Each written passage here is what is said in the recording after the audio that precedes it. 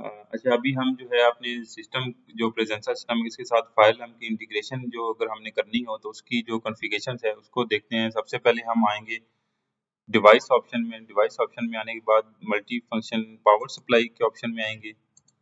यहाँ पे आके हम जनरल सेटिंग के बाद आ जाएंगे कंट्रोल इनपुट्स के। कंट्रोल इनपुट पे आके हम यहाँ पे जिस इनपुट के ऊपर हमने उसको कनेक्ट करना है, फाइल नाम की कनेक्टिविटी करानी है, उसको यहाँ से इनेबल कर लेंगे और यहाँ से उसका जो फंक्शन है स्टार्ट फेज अनाउंसमेंट सिलेक्ट कर लेंगे और यहाँ से इसके सुपरविजन को ऑफ कर देंगे और नेक्स्ट हम इसको यहाँ से सबमिट पे क्लिक कर देंगे। तो ये अब हमारी यहाँ पे सेटिंग इसकी हो गई है।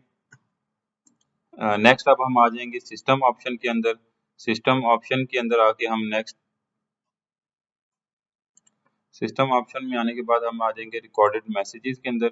यहाँ पे आके हम ऐड पे क्लिक करेंगे और अपनी जो भी फाइल होगी वो यहाँ से अपलोड कर लेंगे। वेब फॉर्मेट के अंदर यहाँ पे हम फाइल को अपलोड करेंगे। अच्छा, अब हम यहाँ से अपनी जो फाइल है उसको ओपन करेंगे। ये अब हमारे पास यहाँ पे हमारी फाइल आ गई है। यहाँ से अब इसको हम सबमिट कर देंगे। ये अब हमारी यहाँ से सबमिट हो गई है। नेक्स्ट अब हम आ जाते हैं। अब इसमें नेक्स्ट स्टेप में हम आ जाएंगे कॉल डेफिनेशन के अंदर। यहाँ पे आके हम एक और कॉल डेफिनेशन ऐड करेंगे और उसका नाम हम क्रिएट कर देंगे फाइल के लिए। तो इसको ऐड करेंगे।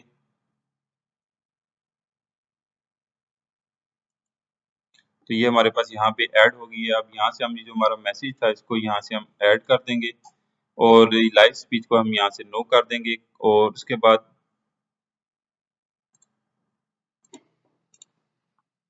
इसके बाद नेक्स्ट जो यहाँ पे हमारे पास राइट साइड पे आ रहा होगा रिपीटिशंस को, यहाँ पे इसको इनफाइनाइट कर देंगे कि जब तक आपका फाइल नाम की तरफ से उसे सिग्नल मिलता रहेगा वो आपका मैसेज प्ले होता रहेगा। तो इसके लिए हम यहाँ से इसको इनफाइनाइट कर देंगे। अगर आप इसको यहाँ पे 0 या 1 पे रखेंगे तो वो वन टाइम जो है प्ले होगा। तो इसको हम इनफाइनाइट पे कर देते हैं और यहाँ से आप इसको हम सबमिट कर देंगे। इसके बाद नेक्स्ट हम आ जाएंगे एक्शन डिफिनेशन में। आने के बाद हम आ जाएंगे मल्टी फंक्शन पावर सप्लाई में। पावर सप्लाई के ऑप्शन के अंदर आके हम यहाँ से जो हमारी कंट्रोल इनपुट्स हैं, अब इसमें हम जो कॉल डेफिनेशन है उसको हमने जो फाइल की क्रिएट की है वो असाइन कर देंगे और यहाँ से जितने भी हमारे जो जोन्स हैं, जिस जिस जोन पे हम जो फायर की अनाउंसमेंट करवाना चाह रहे हैं वो यहाँ से इसमें सिलेक्ट करके इसको सबमिट कर देंगे। अच्छा, नेक्स्ट अब हम आ जाएंगे अपने डिवाइस ऑप्शन के अंदर। यहाँ पे हम आ जाएंगे कॉल स्टेशन में। कॉल स्टेशन की सेटिंग में आ जाएंगे और इसके बाद हम आ जाएंगे एक्सटेंशन 1 पे। यहाँ पे आके हमने आप किसी भी बटन के ऊपर जो है उसको फंक्शन असाइन कर सकते हैं कि एक्नॉलेज और रीसेट का। तो अब हम यहाँ से बटन 2 के ऊपर जो है एक्नॉलेज और रीसेट का फंक्शन जो है सिलेक्ट करके यहाँ से इसको सबमिट कर देंगे। अब नेक्स्ट जो है हम आ जाएंगे दोबारा एक्शन डेफिनेशन के अंदर।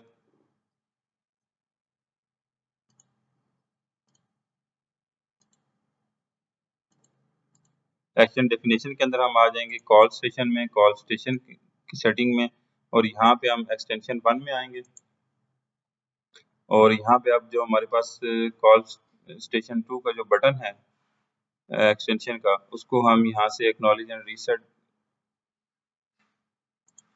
यहाँ पे हमारे पास ऑपरेशन डू वंस आ रहा है और उसके बाद यहाँ पे हमारे पास fault emergency, fault and emergency आ रहा है। एक्नॉलेज और रीसेट है, अन एक्नॉलेज एंड रीसेट को सिलेक्ट करके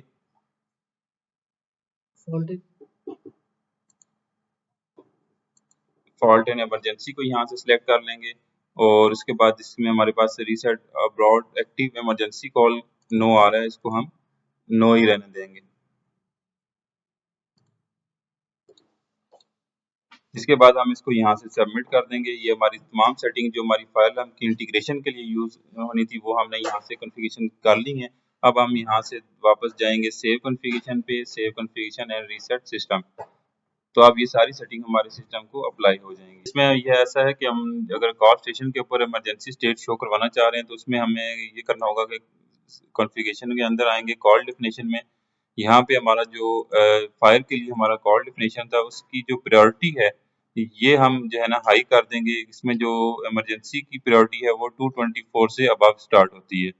तो इसको हम यहाँ से 224 देंगे तो यहाँ पे हमारे पास ये अलार्म और इमरजेंसी का जो है ऑप्शन विजिबल हो जाएगा। अगर हम इससे पहले का कोई सिलेक्ट करेंगे तो ये यहाँ से गायब हो जाएगा, यहाँ पे हमें नजर नहीं आएगा। इसलिए हम यहाँ पे इसकी जो प्रायोरिटी है वो 224 या इससे अबव असाइन कर देंगे। तो यहाँ पे हमारे पास अलार्म आ जाएगा, यहाँ से हम इसको इमरजेंसी पे करके सबमिट कर देंगे तो ये हमारे पास जो है सबमिट हो जाएगा और हमारी जो कॉल स्टेशन है उसके ऊपर हमारे पास इमरजेंसी स्टेट का शो हो जाएगा कि जो सिस्टम है अभी इमरजेंसी स्टेट। अब हम अपने सिस्टम पे फिजिकली देख लेते हैं कि ये अब हमने जो फायर अलार्म की इंटीग्रेशन के लिए पोर्ट्स यूज़ की थी, जो हमारी कंट्रोल इनपुट्स हैं वो हमने यहाँ पे कनेक्ट की हैं। अब 2 केबल्स हमने कनेक्ट की हैं।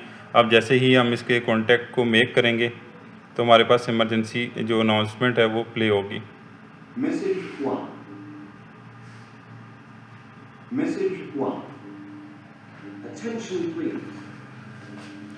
और हमारा जो कॉल स्टेशन है वो जो है इमरजेंसी स्टेट में आ जाएगा।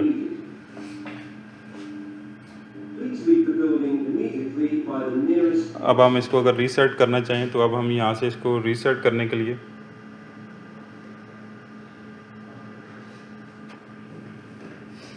एक्नॉलेज एंड रीसेट को प्रेस करेंगे तो हमारा जो सिस्टम है वो दोबारा नॉर्मल कंडीशन में आ जाएगा।